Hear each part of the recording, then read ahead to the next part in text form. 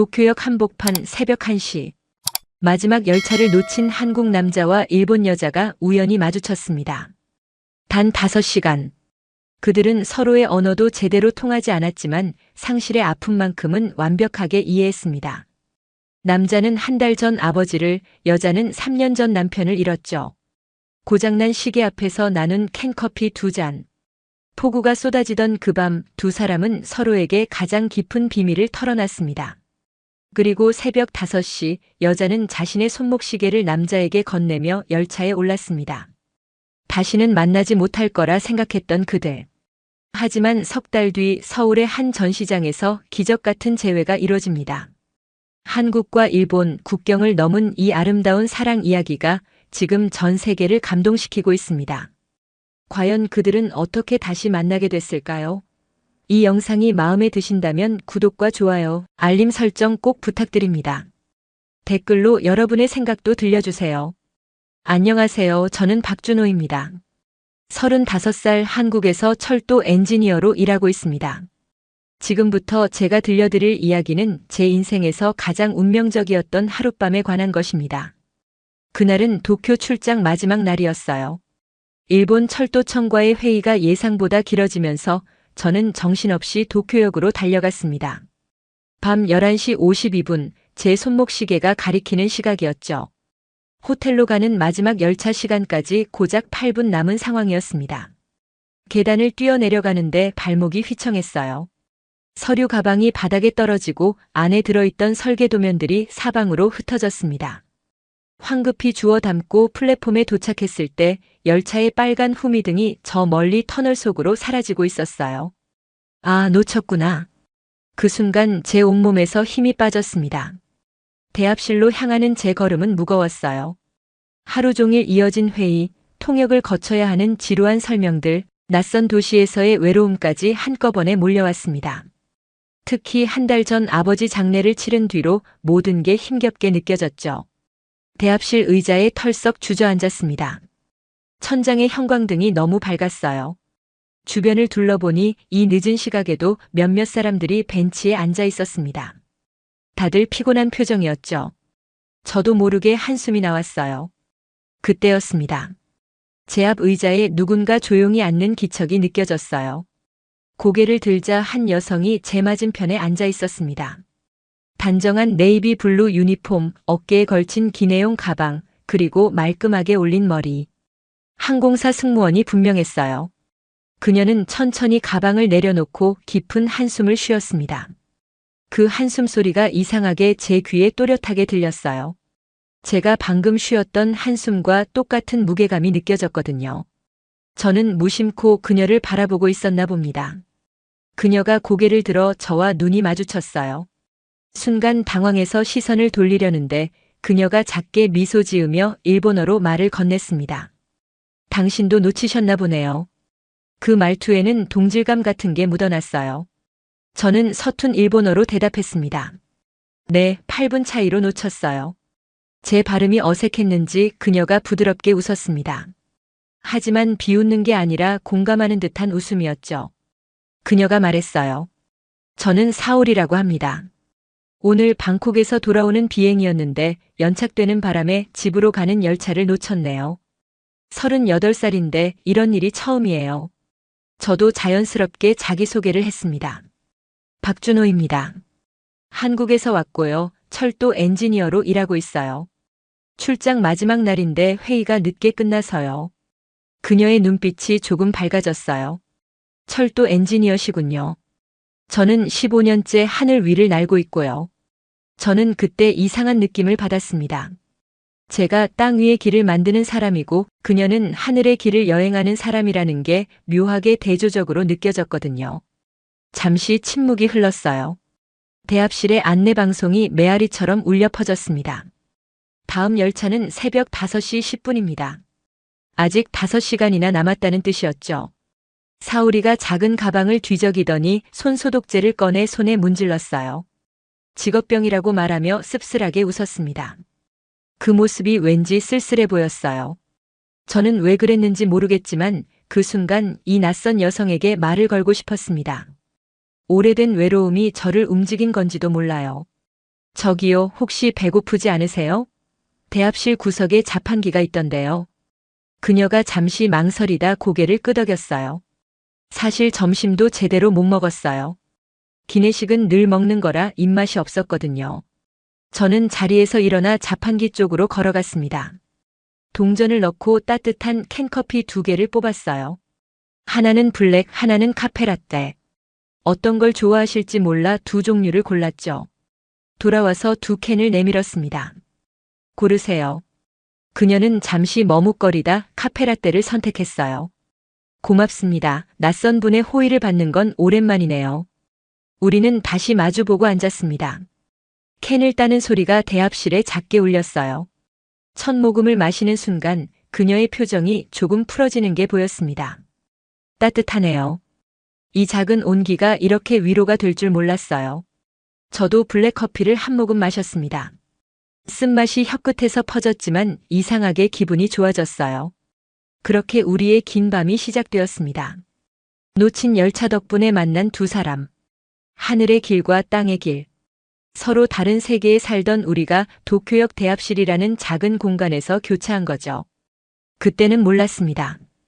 이 우연한 만남이 제 인생을 어떻게 바꿀지. 고장난 시계처럼 멈춰있던 제 시간이 다시 움직이기 시작할 거라는 것을. 캔커피의 온기가 손바닥을 통해 전해졌습니다.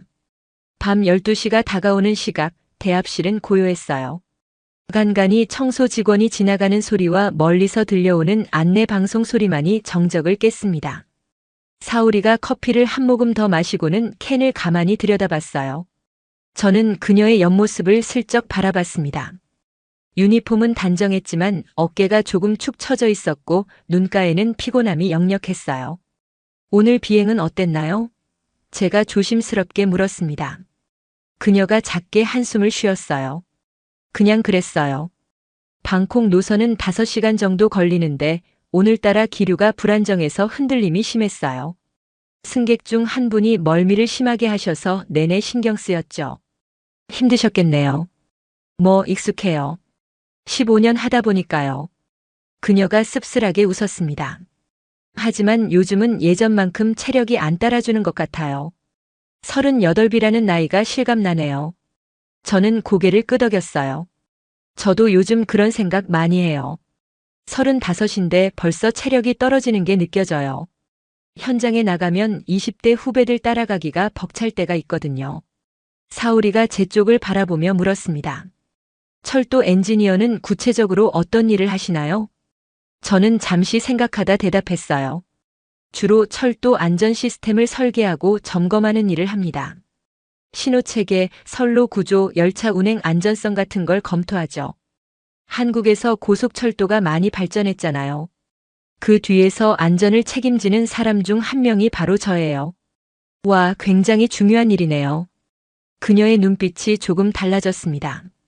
많은 사람의 목숨이 달린 일이잖아요. 그렇죠. 그래서 실수가 용납되지 않는 분야예요. 저는 쓴웃음을 지었습니다. 가끔은 그 무게가 너무 무겁게 느껴질 때가 있어요. 사오리가 고개를 끄덕였어요. 저도 알아요, 그 느낌. 비행기 문을 닫는 순간 제 손 안에 200명 넘는 승객의 안전이 달려있다는 걸 실감하거든요. 단 한 번의 실수도 할 수 없죠. 그 말에 저는 그녀를 다시 보게 됐습니다.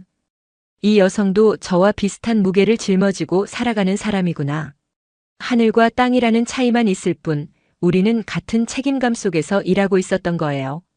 잠시 침묵이 흘렀습니다. 편안한 침묵이었어요. 서로의 무게를 이해하는 사람끼리만 나눌 수 있는 그런 고요함이었죠. 그때 벽시계를 보니 자정이 되었습니다. 사오리도 시계를 보더니 작게 중얼거렸어요. 벌써 새로운 하루가 시작됐네요. 그러게요. 하지만 아직 어제 같은 기분이에요. 제가 말했습니다. 그녀가 빙그레 웃었어요. 시간이라는 게 참 묘하죠. 분명히 흘러가는데 가끔은 멈춘 것 같기도 하고요. 저는 그 말이 마음에 와닿았습니다. 맞아요. 아버지를 잃고 난 뒤로 시간이 이상하게 흘러가는 것 같아요. 어떤 날은 너무 빨리 지나가고 어떤 날은 하루가 일주일처럼 길게 느껴지고요. 사오리의 표정이 순간 굳어졌습니다. 아버지를 잃으셨다고요? 네, 한 달 전에요. 제가 담담하게 말했습니다. 폐암이었어요. 6개월 시한부 진단을 받았는데 결국 석 달밖에 버티지 못하셨죠. 그녀의 눈빛이 흔들렸어요. 죄송해요. 제가 괜한 말을 꺼냈네요. 아니에요. 이제는 말할 수 있어요. 저는 고개를 저었습니다. 오히려 낯선 분에게 이야기하는 게 더 편한 것 같네요. 사우리가 조용히 말했어요. 저도 그래요. 가까운 사람들에게는 오히려 말하기 힘들 때가 있어요. 저는 그녀의 말뜻을 완전히 이해하지는 못했지만 그 안에 담긴 무게는 느낄 수 있었습니다. 그녀가 캔커피를 다 마시고는 조심스럽게 물었어요. 아버지 분은 어떤 분이셨나요? 저는 잠시 천장을 올려다봤습니다. 과묵한 분이셨어요. 평생 공장에서 일하셨죠. 손으로 하는 일이라면 뭐든 잘하셨어요. 제가 엔지니어의 길을 선택한 건 아마 아버지의 영향이 컸을 거예요. 자랑스러워 하셨겠네요. 글쎄요. 저는 쓴웃음을 지었습니다. 아버지는 칭찬에 인색한 분이셨거든요. 제가 대학을 졸업하고 첫 프로젝트를 성공시켰을 때도 그냥 고개만 끄덕이셨어요. 하지만 돌아가시기 직전에 제 손을 꼭 잡으시더니 잘했다고 고생했다고 말씀하셨죠. 그게 처음이자 마지막 칭찬이었어요. 사오리의 눈가가 촉촉해졌습니다. 그녀도 모르게 눈물이 고인 것 같았어요. 제가 당황해서 말했습니다. 아, 죄송해요. 너무 무거운 이야기를 꺼냈네요. 아니에요. 그녀가 고개를 저었습니다. 괜찮아요. 사람은 누구나 그런 이야기 하나쯤은 가지고 있잖아요. 저는 그때 느꼈습니다. 이 여성도 제가 모르는 아픔을 안고 살아가고 있구나. 자판기 앞으로 다시 가서 커피를 2캔 더 뽑아왔어요. 이번엔 둘 다 따뜻한 녹차였습니다. 캔을 건네며 말했죠. 커피만 계속 마시면 잠이 안 올 것 같아서요. 고맙습니다. 그녀가 캔을 받으며 미소 지었어요. 당신은 참 세심한 분이네요. 직업병이에요. 저도 웃으며 대답했습니다. 철도 설계는 디테일이 생명이거든요. 사오리가 녹차를 한 모금 마시고는 말했어요. 당신은 하늘의 길을, 아니, 제가 하늘의 길을, 당신은 땅의 길을 만든 셈이네요. 그 말에 저는 깊이 공감했습니다. 맞아요. 생각해보니 우리는 비슷한 일을 하고 있는 셈이네요. 사람들을 안전하게 목적지까지 데려다주는 일 말이에요. 그녀가 고개를 끄덕였어요. 차이가 있다면 당신의 길은 땅에 단단히 고정되어 있고 제 길은 구름 위를 떠다닌다는 것뿐이죠. 도쿄역의 시계가 자정을 지나 1시를 가리키고 있었습니다. 우리의 긴 밤은 이제 막 시작된 참이었어요. 새벽 1시가 지나자 대합실이 더욱 조용해졌습니다. 청소 직원들도 이제 보이지 않았고 우리 말고는 벤치에서 졸고 있는 2~3명의 사람들만 남아 있었어요. 사오리가 플랫폼 쪽을 바라보며 말했습니다. 저기 시계 좀 보세요. 저도 고개를 돌려 플랫폼에 걸린 큰 시계를 바라봤어요. 시침과 분침이 1시 15분을 가리킨 채 멈춰 있었습니다.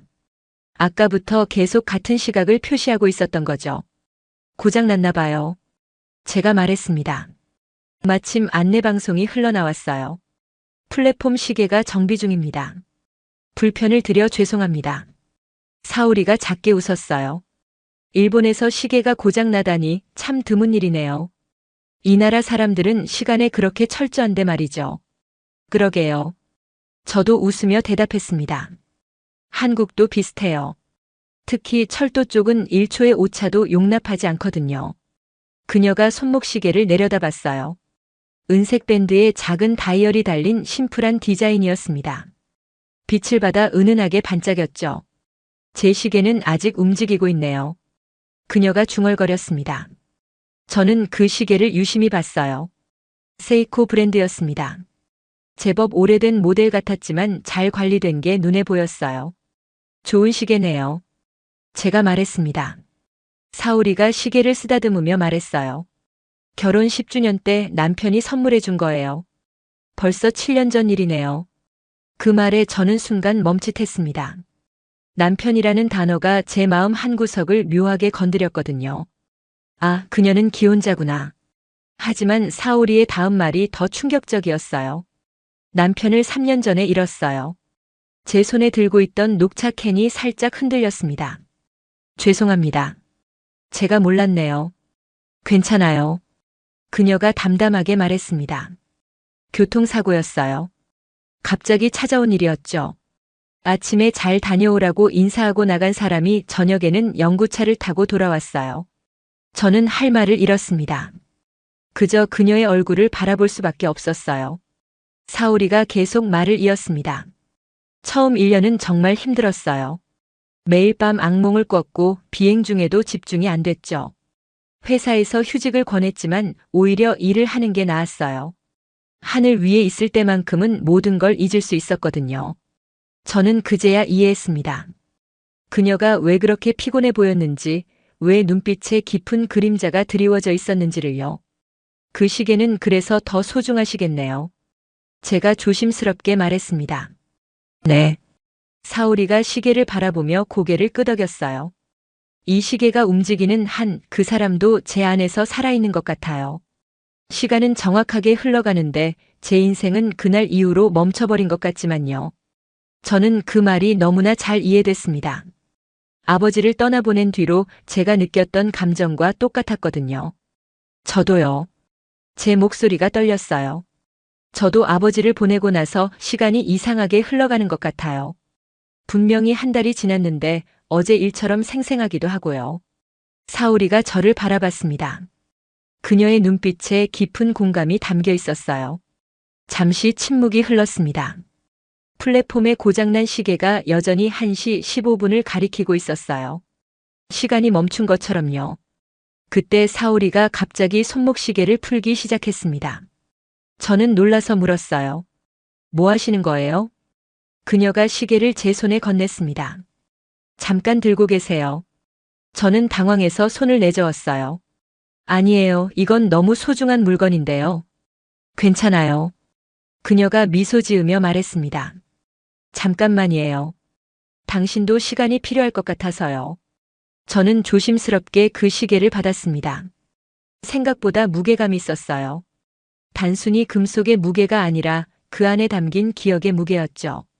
시계를 들여다보니 뒷면에 작은 글자가 새겨져 있었습니다. 영어로 Forever Use라고 적혀 있었어요. 일본 시계는 참 정확하네요. 제가 중얼거렸습니다. 초침 하나 흐트러짐 없이 움직이고 있어요. 사오리가 말했어요. 시간은 정확해도 인생은 늘 엇갈리죠. 우리가 원하는 대로 흘러가지 않아요. 그 말에 저는 깊이 공감했습니다. 맞아요. 제 아버지도 65살까지 건강하게 사셨는데 갑자기 암 진단을 받으셨거든요. 앞으로 20년은 더 사실 줄 알았는데 석 달 만에 돌아가셨어요. 사오리가 조용히 물었어요. 마지막에 하고 싶으셨던 말씀 다 하셨나요? 저는 고개를 저었습니다. 못했어요. 제가 병원에 도착했을 때는 이미 의식이 없으셨거든요. 손을 잡고 있었지만 아버지가 그걸 느끼셨는지 모르겠어요. 그녀의 눈가에 또다시 눈물이 맺혔어요. 저도 그래요. 남편한테 마지막 인사도 못했어요. 경찰서에서 전화를 받았을 때는 이미 모든 게 끝나 있었죠. 우리는 그렇게 서로의 아픔을 나눴습니다. 낯선 사람에게 털어놓는 게 오히려 편했어요. 가까운 사람들에게는 강한 척해야 하지만 이렇게 한 번만 만날 사람에게는 솔직해질 수 있었거든요. 저는 시계를 그녀에게 돌려주며 말했습니다. 소중한 시계 보여주셔서 고맙습니다. 아니에요. 사오리가 시계를 다시 차며 말했어요.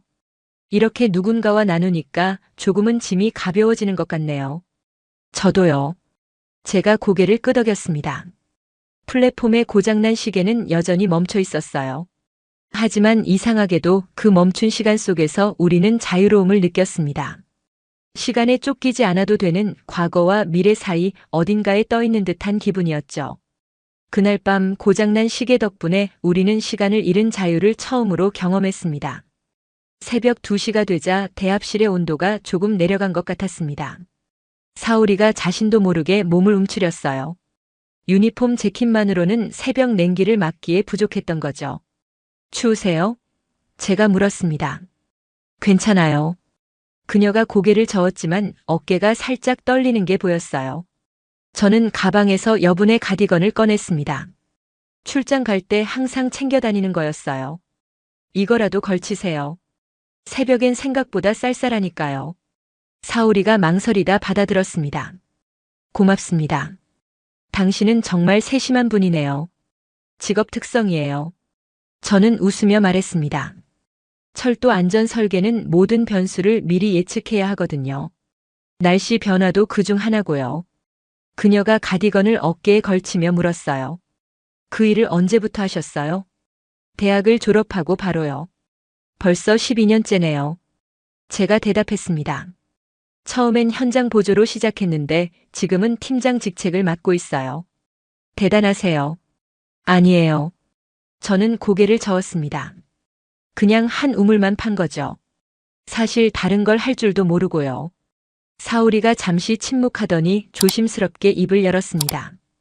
아까 아버님 이야기 하셨잖아요. 더 들려주실 수 있나요? 괜찮으시다면요. 저는 잠시 망설였어요. 하지만 이상하게 그녀에게는 말하고 싶었습니다. 아버지는 제가 이 일을 선택했을 때 처음엔 반대하셨어요. 공장 노동자였던 분이라서 사무실에서 일하는 걸 좋아하지 않으셨거든요. 손으로 직접 만지고 보는 일이 진짜 일이라고 생각하셨죠. 그럼 어떻게 허락을 받으셨어요? 허락이랄 것도 없었어요. 저는 쓴웃음을 지었습니다. 그냥 제가 밀어붙였어요. 대학도 장학금으로 다녔고 졸업 후 바로 취직했으니까요. 아버지가 뭐라 하시기 전에 기정사실로 만든 거죠. 사오리가 조용히 들어주었어요.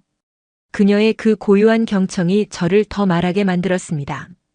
하지만 3년 전쯤부터 달라지셨어요. 제가 설계한 고속철도 노선이 개통됐는데 그걸 타고 가시더니 말씀하셨어요. 내가 만든 길이 이렇게 안전하구나. 그게 아버지가 제 일을 인정해 주신 첫 번째 순간이었어요. 그 말에 사오리의 눈빛이 따뜻해졌습니다. 늦게라도 인정받으셔서 다행이네요. 네. 하지만 그때 이미 아버지는 아프셨어요. 제가 말을 이었습니다. 기침을 자주 하시길래 병원에 모시고 갔는데 폐암 3기 진단을 받으셨죠. 의사가 말하길 6개월 정도 남으셨다고요. 사오리가 손으로 입을 가렸어요. 그녀도 비슷한 경험이 있는 듯 표정이 일그러졌습니다. 저는 회사에 휴직계를 냈어요. 팀장 자리도 포기하고 아버지 곁에 있었죠. 매일 병원에 가서 항암 치료를 받으시는 걸 지켜봤어요. 한때 80kg이 넘으셨던 분이 50kg까지 마르셨어요. 그 시간이 얼마나 힘드셨을지 상상이 돼요. 사오리가 조용히 말했습니다. 힘들었지만요, 제가 고개를 끄덕였습니다. 그래도 그 석 달이 제겐 선물 같았어요. 평생 과묵하셨던 아버지가 처음으로 당신 인생 이야기를 들려주셨거든요. 어렸을 때 전쟁을 겪으신 이야기, 어머니와 처음 만난 날 이야기, 제가 태어났을 때 느낀 감정들까지요. 아버님이 준비하고 계셨던 거네요. 그런 것 같아요. 저는 눈시울이 뜨거워졌습니다. 마지막 주에는 의식이 흐릿해지셨는데 그래도 제 손을 꼭 잡고 계셨어요. 그리고 마지막 날 잠깐 정신이 돌아오셨을 때 말씀하셨죠. 잘했다고, 내 덕분에 행복했다고. 그 말에 사오리의 눈에서 눈물이 흘러내렸습니다. 그녀도 더는 참을 수 없었던 거예요. 저도 눈물이 났습니다. 두 사람이 도쿄역 대합실에서 조용히 울고 있었어요. 잠시 후 사오리가 가방에서 손수건을 꺼냈습니다. 하나를 제게 건네며 말했어요. 저도 이야기해도 될까요? 물론이죠. 제가 고개를 끄덕였습니다. 그녀가 눈물을 닦으며 말하기 시작했어요. 제 남편 이름은 켄이었어요. 광고 디자이너였죠. 밝고 재미있는 사람이었어요. 제가 힘들어할 때마다 웃겨주곤 했죠. 좋은 분이었나 봐요. 네. 사오리가 고개를 끄덕였습니다. 15년 전 친구 소개로 만났어요. 첫눈에 반한 건 아니었지만 만날수록 편안한 사람이었죠. 결혼하고 10년 동안 정말 행복했어요. 아이는 없었지만 둘이서 충분했거든요. 그런데 사고가 났군요. 네. 그녀의 목소리가 떨렸어요. 그날은 제가 해외 비행이었어요. 싱가포르 노선이었죠. 출근하면서 남편한테 저녁 만들어 놓을 테니 늦지 말라고 했어요. 그게 마지막 대화였어요.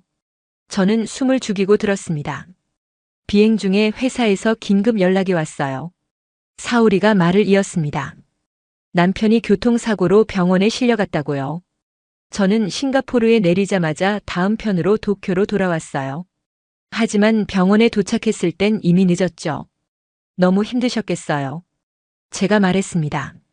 처음 1년은 기억도 잘 안 나요. 그녀가 손수건으로 눈가를 다시 닦았습니다. 매일 울기만 했어요. 빈집에 돌아가는 게 너무 두려웠죠. 남편 물건들을 정리할 수가 없었어요. 옷장에 아직도 그 사람 옷이 걸려 있어요. 저는 그녀의 손을 살짝 잡았습니다. 위로의 표시였어요.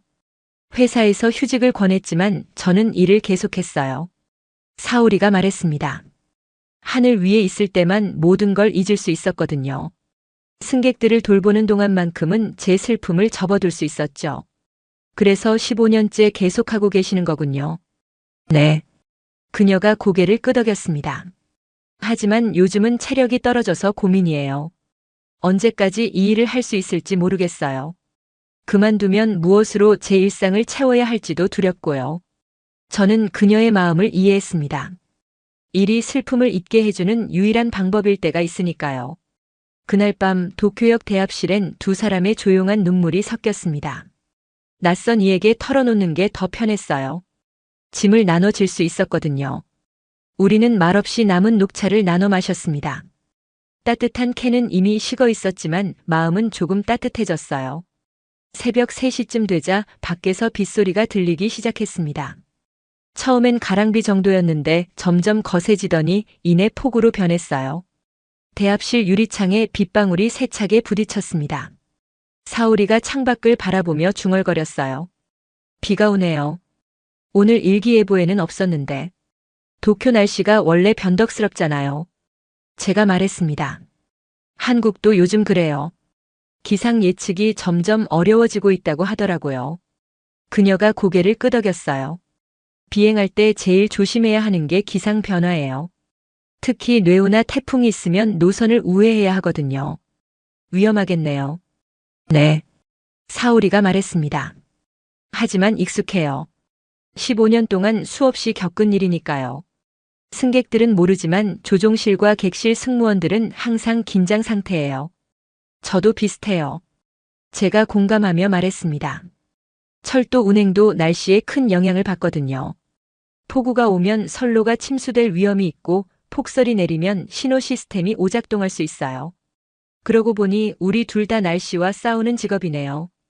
그녀가 미소 지었습니다. 비가 더욱 거세지면서 천둥 소리가 들렸어요. 사오리가 몸을 움찔했습니다. 천둥을 무서워하시나 보다 싶었죠. 괜찮으세요? 제가 물었습니다. 네, 괜찮아요. 그녀가 고개를 끄덕였지만 목소리가 조금 떨렸어요. 천둥 소리가 남편 사고 날 밤을 떠올리게 해서요. 그날도 이렇게 비가 왔거든요. 저는 더 이상 묻지 않았습니다. 대신 자리에서 일어나 자판기로 향했어요. 따뜻한 코코아 2캔을 뽑아왔습니다. 이거 드세요. 제가 한 캔을 건넸습니다. 단 게 마음을 좀 편하게 해줄 거예요. 고맙습니다. 사오리가 캔을 받으며 말했어요. 당신은 정말 세심하시네요. 언제나 제가 필요한 걸 알아채시는 것 같아요. 직업병이에요. 저는 웃으며 말했습니다. 철도 설계할 때 승객들이 무엇을 필요로 할지 미리 예측해야 하거든요. 좌석 간격, 손잡이 높이, 비상구 위치까지 모든 게 사람을 위한 설계예요. 그렇군요. 그녀가 코코아를 한 모금 마시며 말했습니다. 저도 비슷해요. 승객들이 불편해하는 걸 미리 알아채는 게 제 일이거든요.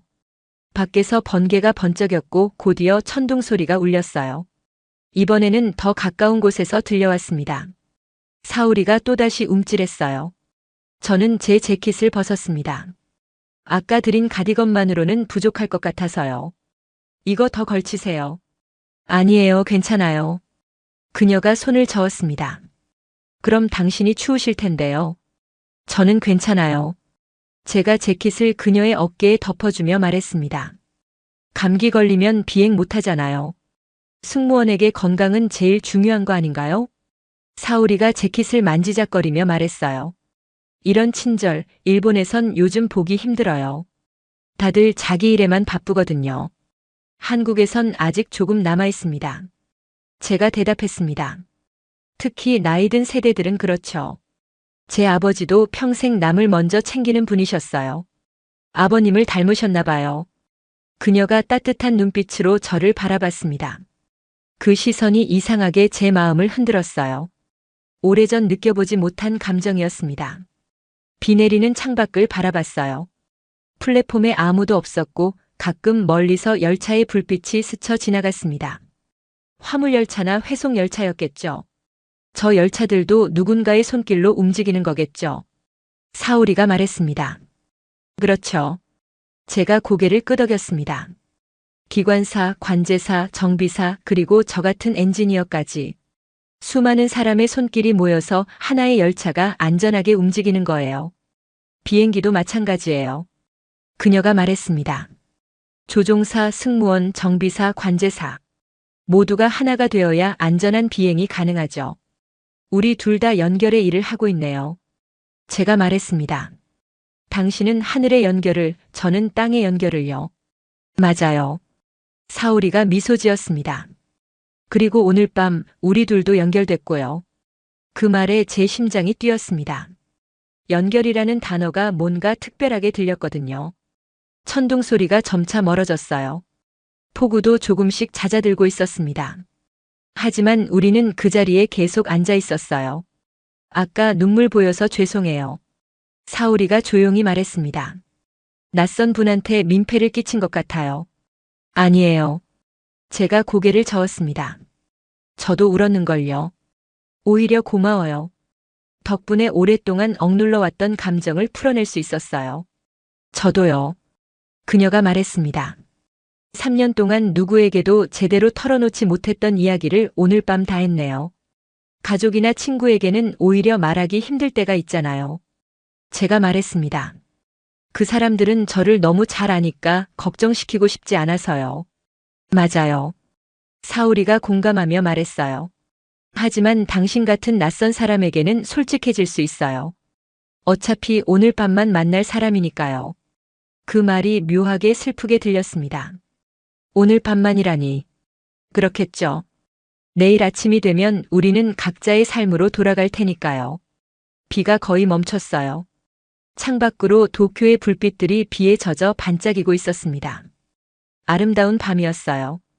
두 사람은 서로에게 익숙하지 않은 따뜻함을 느꼈습니다. 처음 만난 사람인데도 오랜 친구처럼 편안했어요. 아니, 친구보다 더 깊은 무언가였을지도 몰라요. 시계를 보니 3시 45분이었습니다. 첫 차까지 아직 1시간 25분이 남아 있었어요. 새벽, 하지만 시간이 빨리 가는 게 아쉬웠습니다. 이 밤이 조금 더 길었으면 좋겠다는 생각이 들었어요. 새벽 4시 50분 대합실에 첫 차 도착 안내 방송이 울려 퍼졌습니다. 5시 10분에 출발하는 열차가 곧 플랫폼에 들어온다는 내용이었어요. 사오리가 천천히 가방을 챙기기 시작했습니다. 그 움직임이 유난히 느리게 느껴졌어요. 저도 모르게 아쉬움이 밀려왔습니다. 벌써 시간이 됐네요. 그녀가 조용히 말했습니다. 그러게요. 제가 대답했습니다. 생각보다 빨리 지나간 것 같아요. 저도요. 사오리가 미소 지으며 말했어요.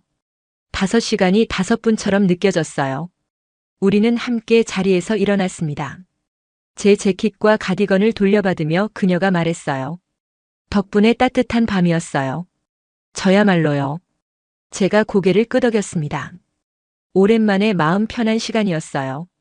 플랫폼으로 함께 걸어갔어요. 멀리서 열차의 불빛이 보이기 시작했습니다. 천천히 다가오는 그 불빛이 우리의 이별을 알리는 신호 같았죠. 사오리가 멈춰섰습니다. 저도 덩달아 걸음을 멈췄어요. 당신은 언제 한국으로 돌아가세요? 그녀가 물었습니다. 오늘 오후 비행기예요. 제가 대답했습니다. 호텔에서 짐 챙기고 공항으로 가야 해요. 그렇군요. 그녀가 고개를 끄덕였습니다. 열차가 플랫폼에 들어왔어요. 브레이크 소리가 새벽 공기를 가르며 울렸습니다. 문이 열리자 몇몇 승객들이 내렸고 우리는 그 자리에 서 있었어요. 이제 가야겠네요. 사오리가 말했습니다. 네. 제가 대답했지만 발이 떨어지지 않았습니다. 그녀도 선뜻 움직이지 못했어요. 우리는 잠시 서로를 바라봤습니다. 할 말이 많은 것 같은데 아무 말도 나오지 않았어요. 준호 씨. 사오리가 먼저 입을 열었습니다. 오늘 밤 정말 고마웠어요. 당신 덕분에 3년 만에 처음으로 마음이 가벼워진 것 같아요. 저도요. 제가 말했습니다.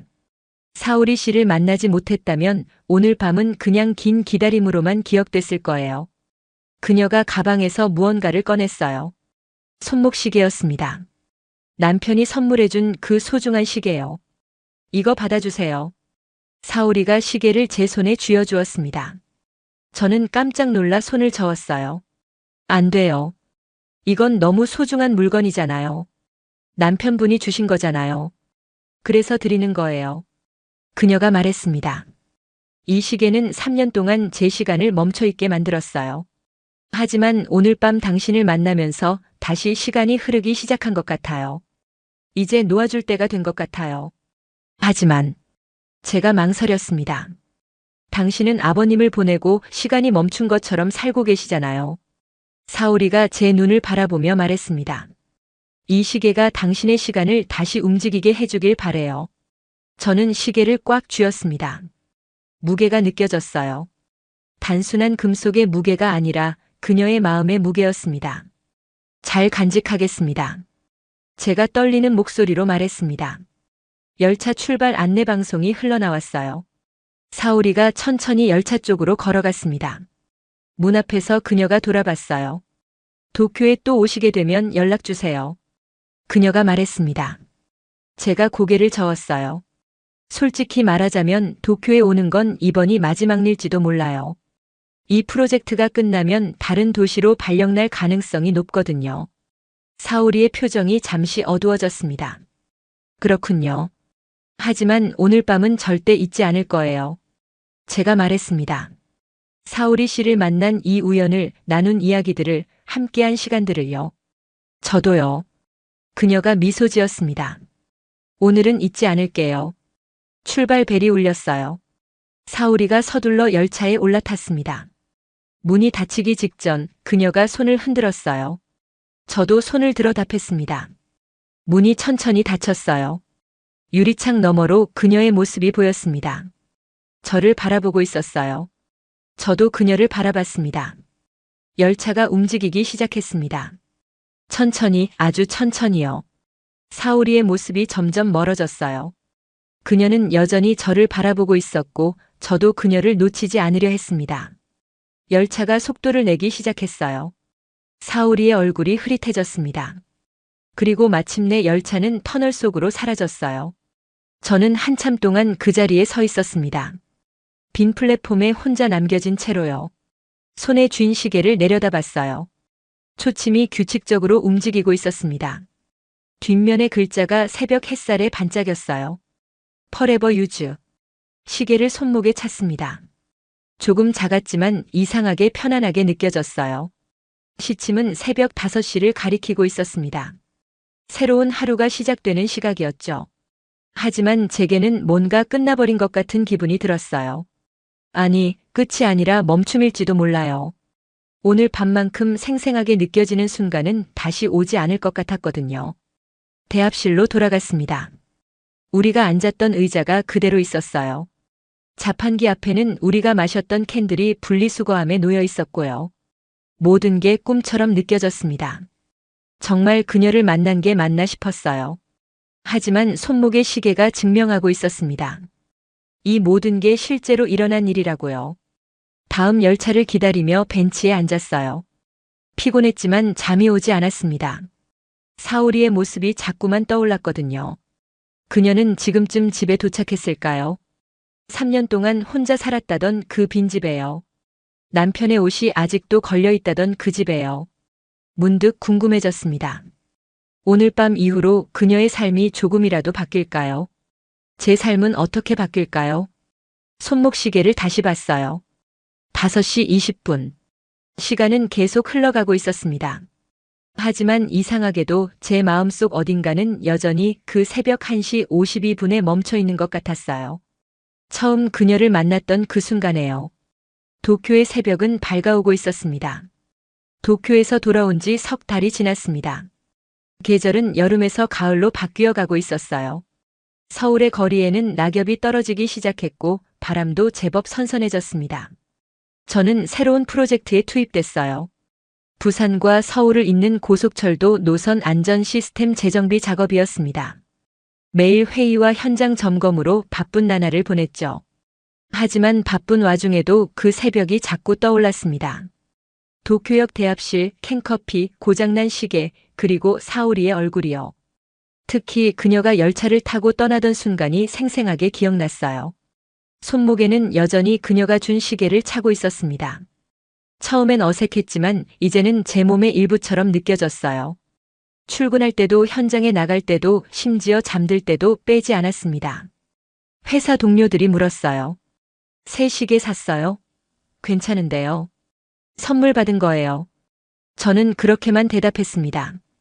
더 이상은 말하지 않았어요. 어느 날 밤 혼자 집에 앉아 있는데 문득 사오리가 보고 싶어졌습니다. 그녀는 잘 지내고 있을까요? 여전히 하늘을 날고 있을까요?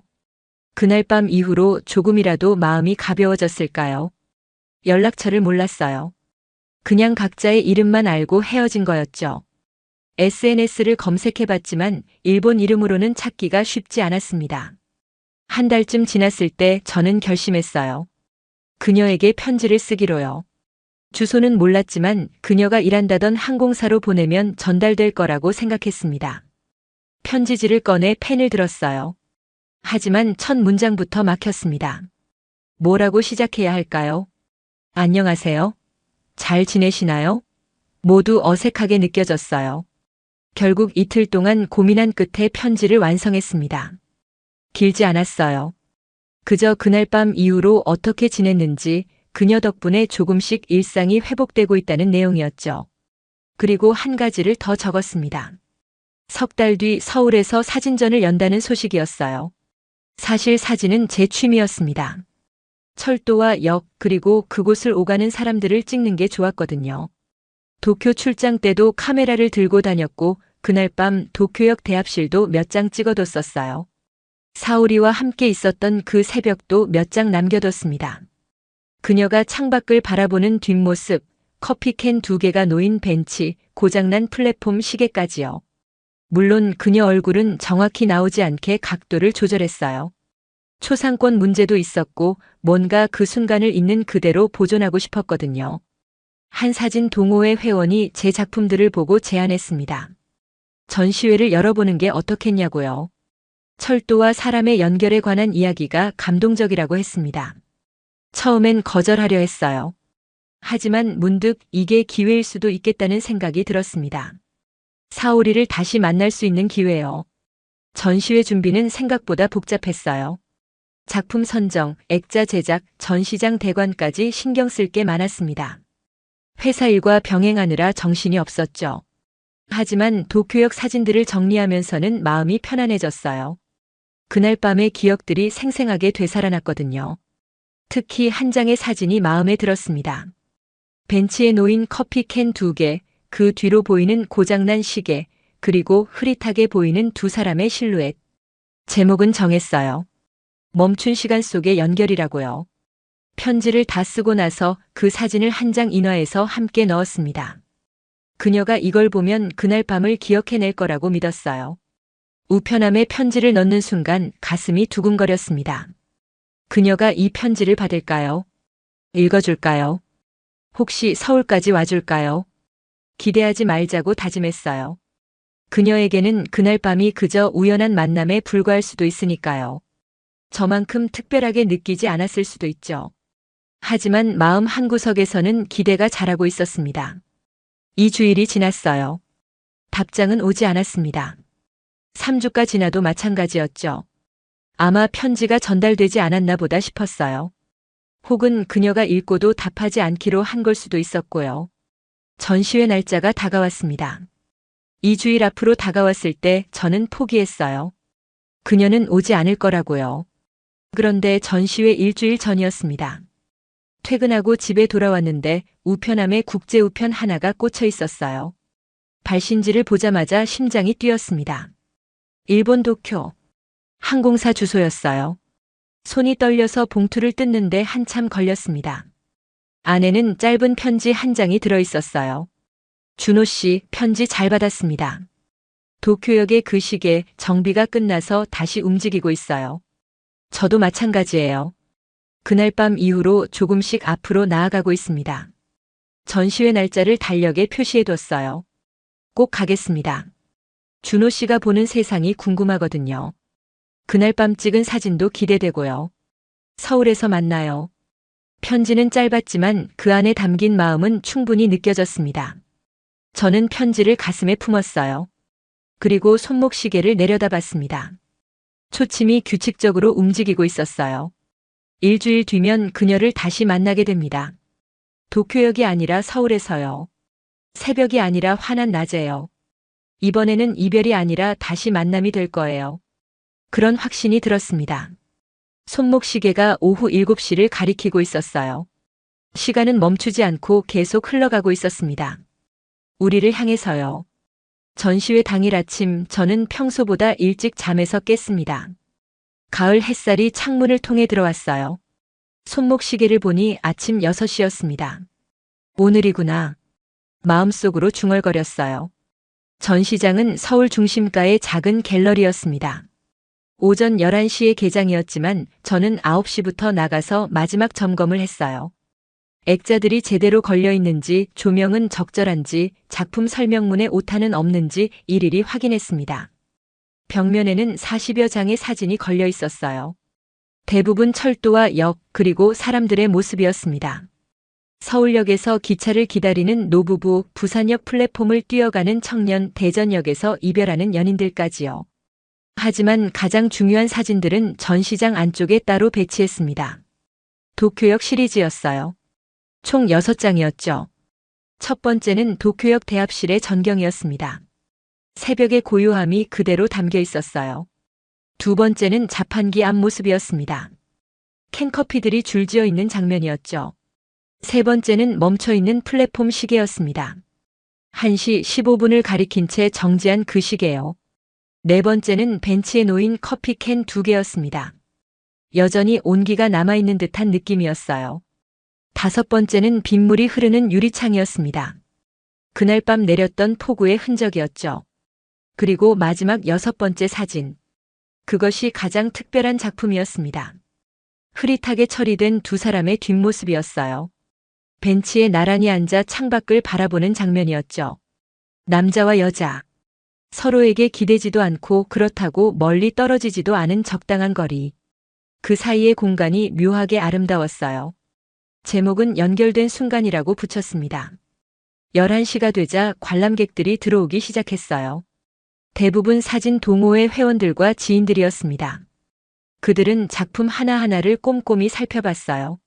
하지만 저는 입구만 바라보고 있었습니다. 그녀가 올까요? 정말 올까요? 시간이 흘렀어요. 12시, 1시, 2시. 점심시간이 지나갔습니다. 혹시 비행 스케줄이 생긴 건 아닐까요?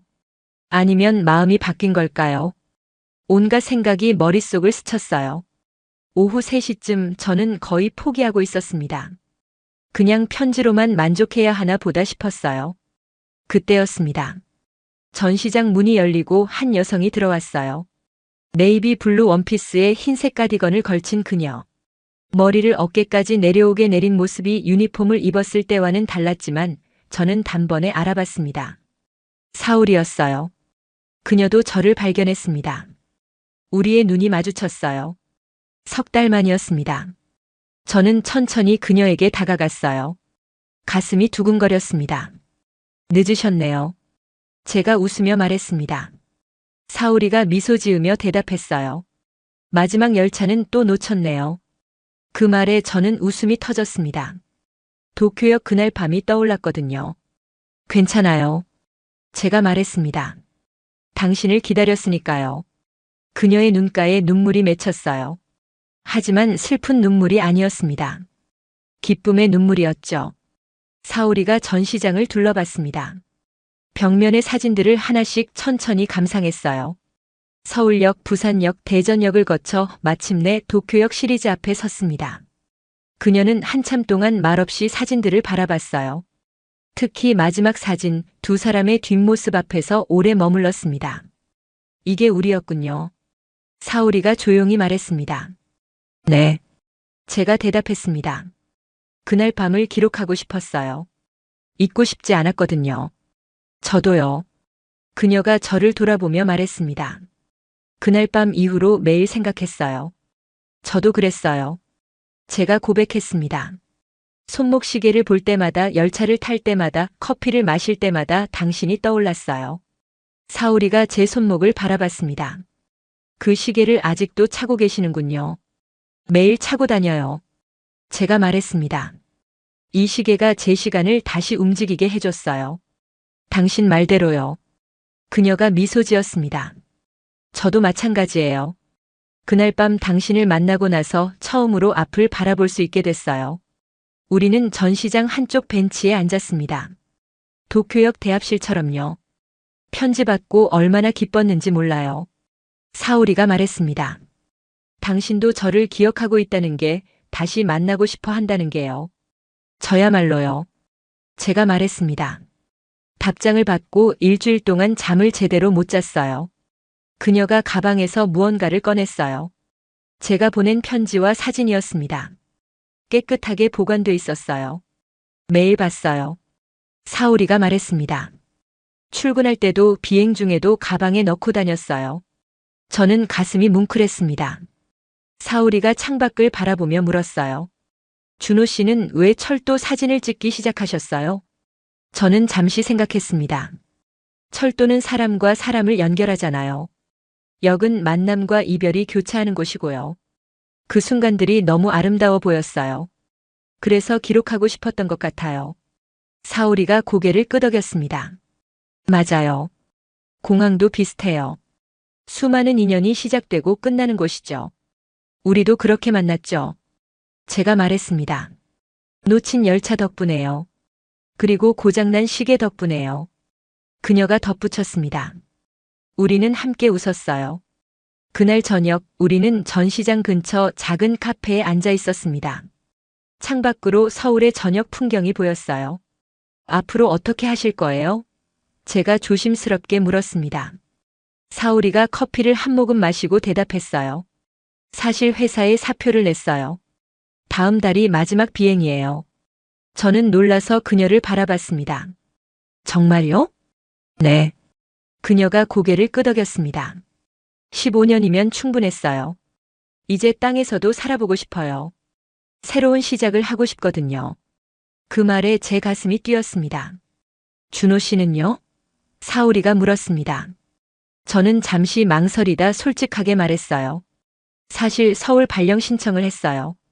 부산 프로젝트가 끝나면 이곳으로 올 것 같아요. 그녀의 눈빛이 밝아졌습니다. 정말요? 네.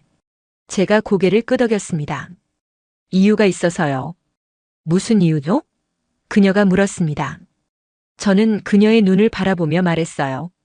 다시 만나고 싶은 사람이 있어서요. 사오리의 눈에 눈물이 맺혔습니다. 이번에도 기쁨의 눈물이었어요. 우리는 손을 맞잡았습니다. 따뜻했어요. 그날 밤 두 사람은 새로운 출발을 함께 했습니다. 도쿄역의 고장난 시계는 여전히 어디선가 멈춰 있을 거예요. 하지만 우리의 시간은 다시 움직이기 시작했습니다. 손목의 시계가 저녁 8시를 가리키고 있었어요. 앞으로 펼쳐질 우리의 시간이었습니다. 준호와 사오리의 이야기는 우리에게 희망을 전해줍니다. 상실의 아픔 속에서도 다시 일어설 수 있다는 것, 예상치 못한 순간에 인생이 바뀔 수 있다는 것을요. 한국인의 따뜻한 배려와 일본인의 섬세한 감성이 만나 탄생한 이 아름다운 인연은 국경과 언어를 뛰어넘는 인간의 힘을 보여줍니다. 놓친 열차가 선물이 되고 고장난 시계가 새로운 시작이 되는 기적. 지금 이 순간에도 전 세계 어딘가에서 비슷한 기적이 일어나고 있을지 모릅니다. 당신의 인생에도 언젠가 이런 특별한 순간이 찾아올 거예요. 이 감동적인 이야기가 마음에 와닿으셨다면 구독 버튼을 눌러주시고 좋아요와 알림 설정으로 응원해주세요. 댓글로 여러분의 특별한 만남 이야기도 들려주시면 감사하겠습니다. 함께 따뜻한 이야기를 나눠봐요.